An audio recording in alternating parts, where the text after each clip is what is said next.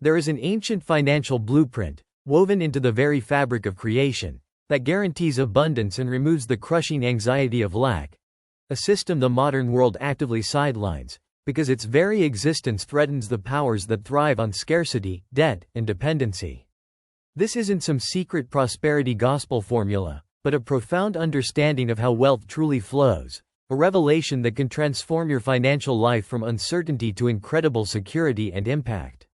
It's a system designed not just for personal gain, but for community thriving, a cycle of generosity and wisdom that builds lasting legacy.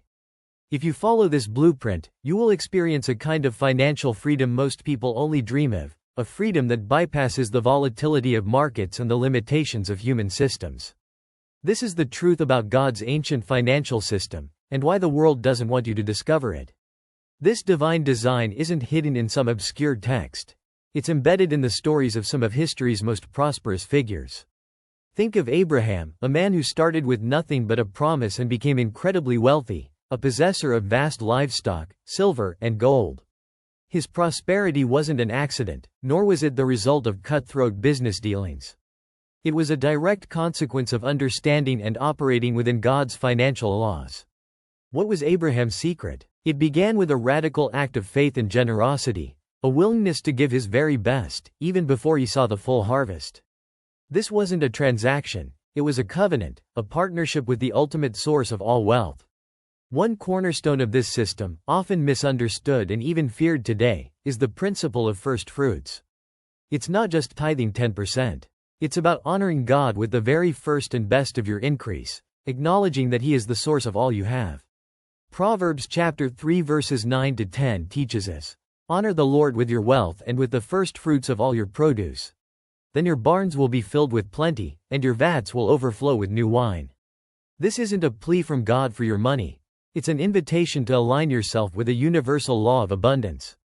Imagine what happens when you prioritize giving and honoring over immediate consumption. You shift your mindset from scarcity to sufficiency, opening the channels for more. Consider Joseph, sold into slavery, yet rising to become the most powerful man in Egypt, second only to Pharaoh. How did he manage the entire nation's economy, saving them from a devastating famine? It wasn't just prophetic dreams. Joseph understood diligent stewardship. He recognized the seasons of abundance and scarcity. He strategically saved during the 7 years of plenty, setting aside 20% of every harvest. This wasn't hoarding, it was wise, proactive management of resources, leveraging today's surplus to secure tomorrow's survival. His ability to steward resources, not just for himself but for an entire nation, reveals a profound understanding of economic cycles and the responsibility that comes with managing wealth. The world, however, actively promotes a different philosophy.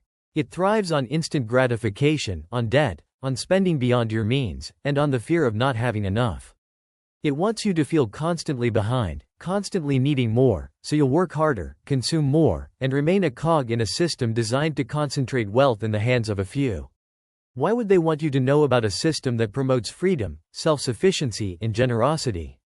A system that diminishes the power of predatory lending and the psychological grip of consumerism?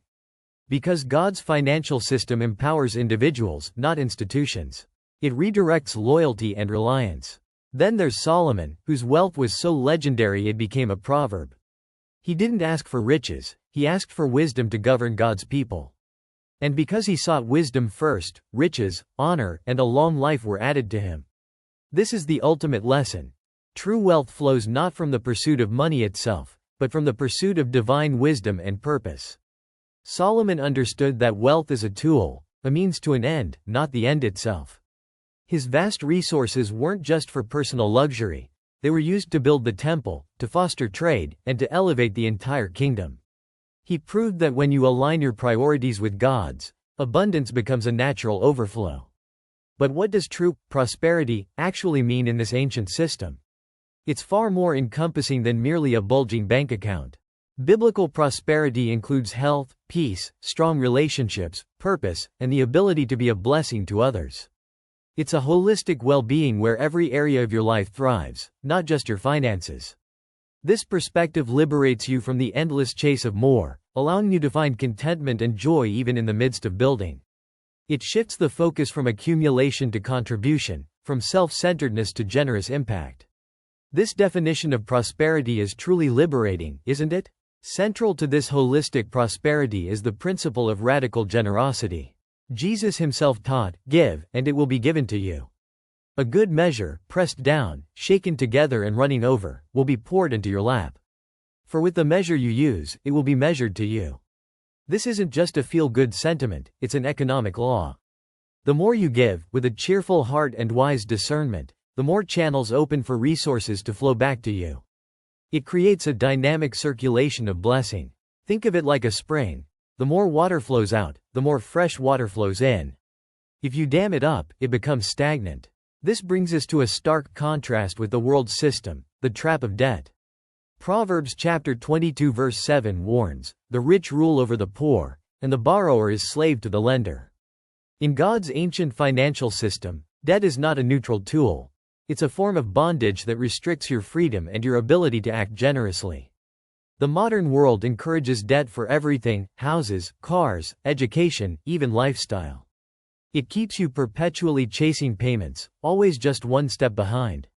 Imagine the freedom of living debt-free, with every dollar you earn truly your own to steward, save, invest, and give. That is a cornerstone of true financial liberty. However, let's be clear. This isn't a magical system that bypasses personal effort.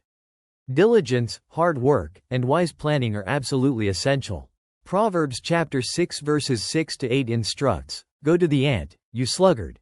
Consider its ways and be wise. It has no commander, no overseer or ruler, yet it stores its provisions in summer and gathers its food at harvest." God's system blesses the work of your hands. It combines divine principles with human responsibility. You are meant to be a good steward of your talents, time, and energy, applying yourself with excellence to your endeavors. So, how can you begin to apply this ancient system in your life today, in a world that often operates contrary to these truths? It starts with intentionality. First, commit to the principle of first fruits, setting aside a portion of all your income, the first and best, to honor God. This reorients your entire financial perspective. Second, become a meticulous steward of what you have, practicing diligent budgeting, saving, and investing, just like Joseph. Plan for the future, avoid unnecessary debt, and live below your means. Third, cultivate radical generosity. Look for opportunities to give beyond your tithes, to bless others, knowing that the measure you give will be measured back to you. The hidden cost of ignoring this ancient blueprint is immense. It's not just financial instability, but a deeper spiritual and emotional anxiety. It's the constant fear of not enough, the endless grind, the missed opportunities to truly impact the world around you. This system offers more than just money. It offers a profound sense of peace, purpose, and fulfillment that simply cannot be bought. It allows you to break free from the world's chaotic financial cycles and step into a stable, abundant flow orchestrated by divine design. The world doesn't want you to know this, because when you truly embrace God's ancient financial system, you become a powerful, free agent. You become a giver, not just a taker.